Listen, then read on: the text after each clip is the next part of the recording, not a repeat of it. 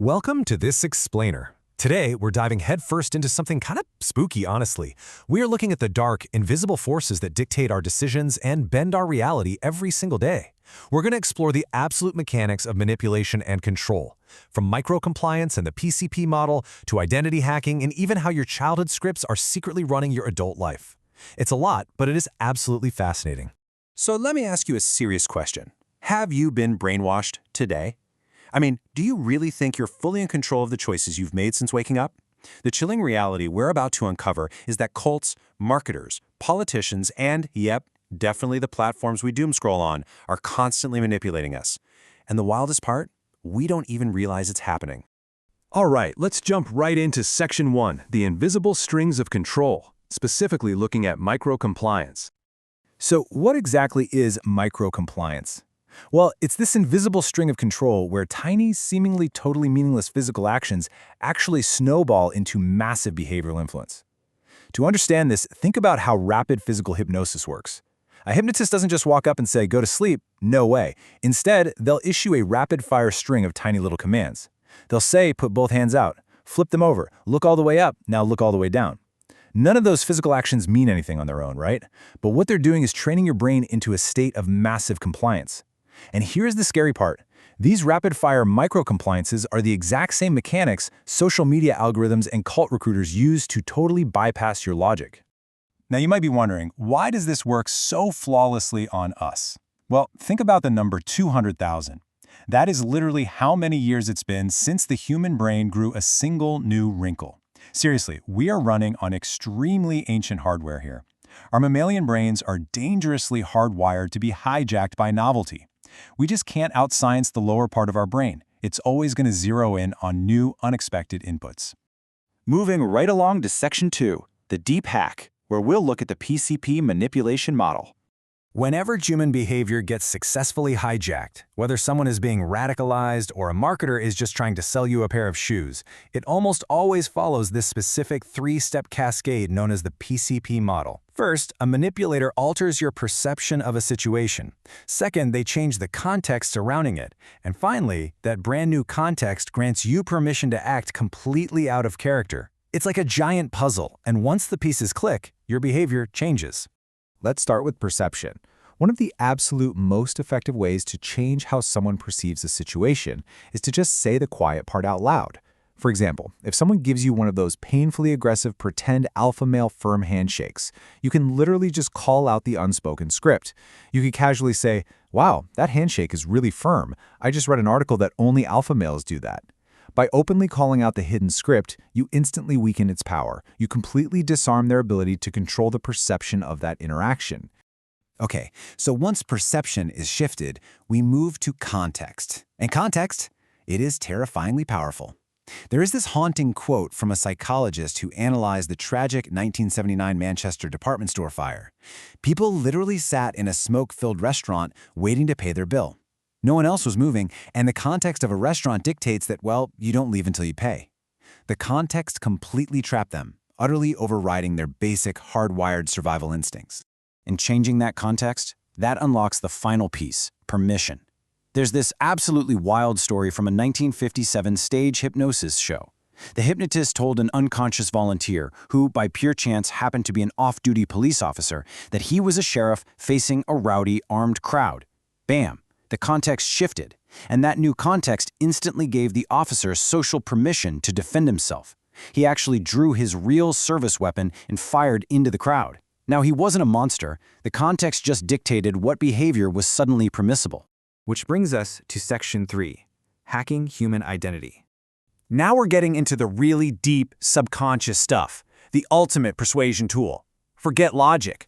If someone really wants to manipulate you, they go after your very sense of self. To pull this off, manipulators use what's called resonating language, specifically something known as negative dissociation. There's a big difference between aiming language, which bluntly tells someone who they are and immediately raises their defenses, and resonating language. Resonating language just makes subtle observations about the world, like saying, "You know, it's amazing how many people are so closed off these days." You aren't aiming at them directly, but they'll nod along. And in doing so, they covertly force themselves to internally identify with being the opposite. They are committing to being open-minded without you ever explicitly asking them to. And this creates a powerful pre-commitment to an identity. Let's look at the famous Drive Safe study. Researchers went to a neighborhood and asked a simple 15-second question. Do you support safe driving? Naturally, everyone says yes. Then they gave them a tiny, harmless little window sticker. But a week later, researchers came back and asked them to place a giant, ugly yard sign on their lawn. Because they had pre-committed to the identity of a safe driving supporter, a whopping 85% of people accepted this massive, uncomfortable request. To put that in perspective, in a neighborhood without that tiny pre-commitment, only about 1% agreed. That is a game changer. So what's the big takeaway here? It's that we humans are literally discomfort-avoiding creatures. We hate it. Cognitive dissonance is a super powerful form of mental discomfort. When we make a pre-commitment about our identity, cognitive dissonance forces us to act consistently with that identity later on, even if it means ruining our lawn with an ugly sign just to avoid the intense, agonizing psychological pain of being a hypocrite. All right, let's look at Section 4, the core, the childhood development triangle. We have officially hit the absolute basement of the human psyche, the childhood trauma and survival scripts that secretly dictate our adult lives.